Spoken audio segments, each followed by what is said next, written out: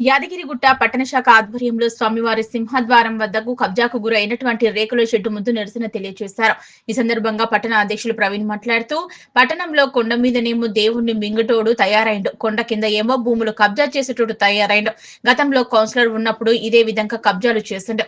ఇప్పుడు చైర్మన్ అయినా కూడా అదే పద్ధతిగా కొనసాగిస్తున్నాడు.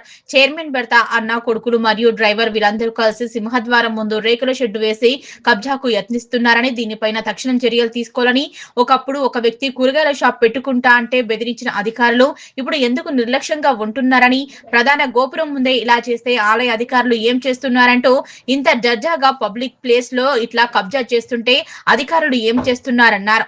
దేవస్థాన ఈవో ఏమో నాకు తెలియదు అంటాడు, కమిషనర్ నాకు తెలియదంటారు. మరి ఎవరికి తెలియకుండా ఇంత దర్జాగా షెడ్డు వేసినట్లు, అందరూ ఏం చేస్తున్నట్లు?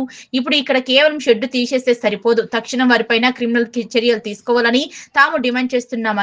లేని పక్షంలో భారతీయ జనతా పార్టీ ఆధ్వర్యంలో భారీ నిరసన కార్యక్రమాలు చేస్తామని ఈ సందర్భంగా హెచ్చరించారు. యాదగిరిగుట్ట ప్రజల దౌర్భాగ్యం ఏంటంటే, గుట్ట మీద గుడి మింగనికి ఒకటి రాడాడు, గుట్ట కింద భూములు మింగనికి ఇంకోటి రాడాడు. ఎన్నిసార్లు చెప్పినా ఈ వ్యవస్థ తీరు మాత్రం మారతలేదు, వీళ్ళ బుద్ధి మాత్రం మారతలేదు. ఇంతకుముందు కంటే కౌన్సిలర్ ఉండే, ఇప్పుడు చైర్మన్ అయ్యిండు. చైర్మన్ అయినా కూడా మరి ఇదే కబ్జాలు చేస్తారని చెప్పేసి మేము అడుగుతూ ఉన్నాం.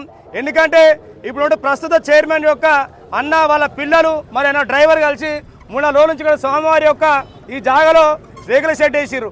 గతంలో కూరగాయల కృష్ణ అని చెప్పేసి ఒక కాంగ్రెస్ పార్టీ ఒక వ్యక్తి ఇక్కడ ఇదే విధంగా కూరగాయలు అమ్ముకుంటా అని చెప్పంటే వద్దని మందలించేందుకు మనస్తాపంతో ఆయన ఆత్మహత్య చేసుకోవడం జరిగింది. మరి ఇంత దర్జా షెడ్ వేస్తుంటే మరి అధికారులు ఏం చేస్తున్నారు? ముఠ మీద ఇవ్వక ఫోన్ చేస్తేనేమో నాకు తెలియదు అంటాడు, కమిషనర్ ఫోన్ చేస్తేనేమో నాకు తెలియదు అంటాడు. మరి ఎవడేసిన షెడ్? మరి ఇంత దౌర్జంగా షెడ్ వేస్తుంటే ముందనే సీసీ కెమెరా, గోపురం ఇవన్నీ ఉంటాయి, మరి ఎందుకు చర్యలు తీసుకుంటున్నారు? మరి దీంట్లో వాటా మరి 9వ వార్డు కౌన్సిలర్ మధుకర్ గారికి ఉందా, మరి లేకపోతే భరత్ గౌడ్ గారు ఇంకెవరికి చెప్పి వేపిస్తుండా? మరి తక్షణంగా దీన్ని బయటికి వెళ్ళాలి. ఎందుకంటే మీరు తుమ్మినా తగ్గిన కేసు చేసే పోలీస్ డిపార్ట్మెంట్ ఇంత దర్జా కబ్జా చేస్తున్నారు, మీరు ఏం చేస్తారు? అంటే కేవలం మీరు అధికారులకు, కేవలం మీరు రాజకీయ నాయకులకు, అధికార పార్టీకి ఒత్తాసు పలికిన ఉందని చెప్పేసి నేను ప్రశ్నిస్తా ఉన్నాను. వీరిపైన జస్ట్ షెడ్డు తొలగిస్తే కాదు, క్రిమినల్ యాక్షన్ తీసుకోవాలి. లేని పక్షంలో మేము భారీ ఎత్తున ఉద్యమిస్తామని ఈ సందర్భంగా తెలియజేస్తా ఉన్నాము.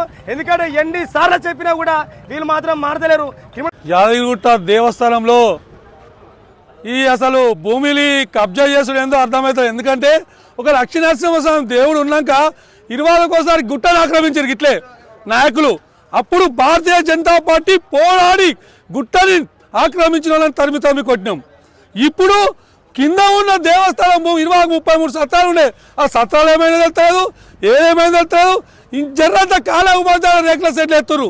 ఇసుంటి రేకుల సెట్లు వేసేవాళ్ళని, దేవస్థానం భూములను ఆక్రమించిన వాళ్ళని లక్ష్మీనరసింహస్వామి దేవుడు మమ్మల్ని చూడుని, బీజేపీ నాయకులు చూడు అని చెప్పింది. ఎందుకంటే ఇసుంటి దొంగలు మేము మొత్తం ఈ సెడ్లేషన్లని, ఈ దేవస్థానం భూములు ఆక్రమించుకున్నది భారతీయ జనతా పార్టీ ఏ కార్యక్రమం